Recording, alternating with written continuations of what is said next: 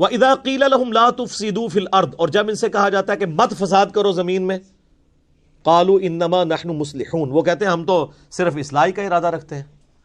یعنی یہ اللہ کہہ رہا ہے یہ فساد کر رہے ہیں. کیوں فساد یہ کر رہے ہیں؟ کہ اوپر سے ایمان قبول کیا ہوا ہے، ایمان والوں کو دھوکہ دے رہے ہیں، کافروں کے ساتھ بھی پینگیں بڑھائی ہوئی ہیں، اور اندر سے جڑیں کاٹ رہے ہیں، اور کل کو جب جہاد کا موقع آئے گا تو یہ جو ہے وہ حصہ نہیں لیں گے. اور یہی ہوا ہے، آپ دیکھ لیں غزوہ احد کے اندر 700 لوگ لے کے وہ علیحدہ ہو گیا تھا عبداللہ ابن ابی، 300 لوگ لے کے. ٹھیک ہے جی. تو وہی عبداللہ ابن ابی نے جب یہ حرکت کی تو عبداللہ ابن مسعود کہتے ہیں کہ اللہ کی قسم اگر غزوہ احد سے پہلے مجھے کوئی پوچھتا کہ رسول اللہ کے صحابہ میں کوئی منافق بھی ہے تو میں کبھی نہ یہ بات مانتا، کیونکہ ساری ماشاءاللہ تکبیر اللہ سے نماز پڑھ رہے ہیں. یہ تو موقع ہے پتہ لگا نا کون کون محبوب کی امت سے ہے. یہ ویسے کہہ دینا تو آسان ہے جو کچھ بھی ہے تیرے محبوب کی امت سے ہے. یہ تو دودھ دہی کا کاروبار جب کرتے ہوئے پانی ملا رہا ہوگا پھر پتہ چلے گا نا کہ محبوب کی امت سے ہے کہ نہیں. جس نے ملاوٹ کی وہ ہم میں سے نہیں. صحیح مسلم کی حدیث. تو اللہ تعالیٰ فرماتا ہے کہ جب انہیں کہا جاتا ہے فساد مت کرو تو وہ کہتے ہیں ہم تو اصلاح کا ارادہ رکھتے ہیں، صلح صفائی سے چلنا چاہیے. کیونکہ منافقین ظاہر ہے چونکہ بزدل ہوتے تھے، جہاد کے بھی بڑے مخالف ہوتے تھے. اور جب نبی علیہ السلام نے، آپ کو پتہ ہے غزوہ بدر سے پہلے بھی آپ نے 8 مہمات روانہ کی تھی تاکہ عرب کے لوگوں کی لائف لائن کاٹی جائے، کیونکہ انہوں نے مسلمانوں کی ساری جائیدادوں پہ قبضہ کر لیا تھا.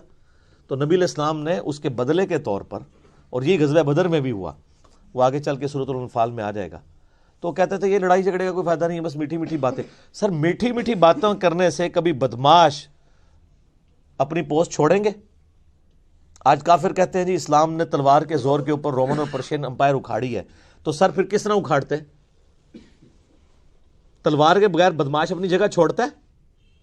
نہیں.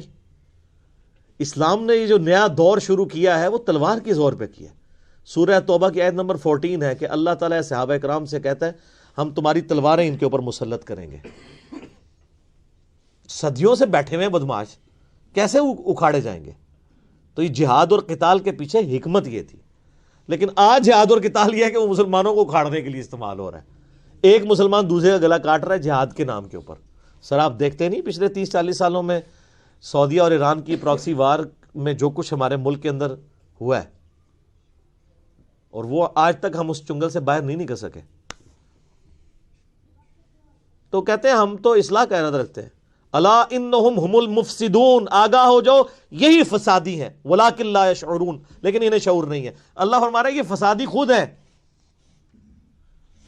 لیکن انہیں پتہ بھی نہیں ہے. اس سے بڑا ان کے ساتھ ہاتھ ہو گیا کہ ان کو پتہ بھی نہیں کہ توبہ و توفیق بھی نہیں ہوگی.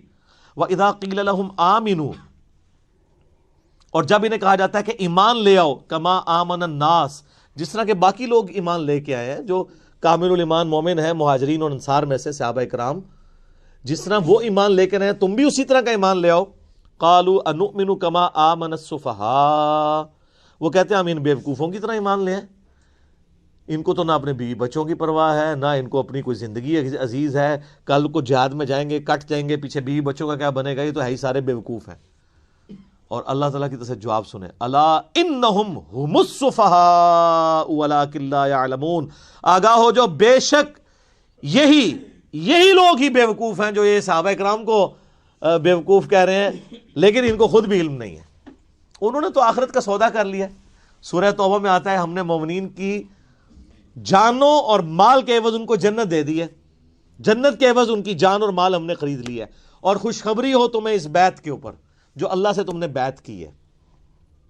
ہمارے مسلمان بھی بیعت کرتے ہیں لیکن اپنا جان مال جو ہے وہ پیروں فقیروں پہ لٹا رہے ہوتے ہیں. اللہ فرماتا ہے کہ اللہ کے لیے لٹاؤ، بیعت اللہ سے ہو پیغمبر کے ذریعے صلی اللہ علیہ وسلم.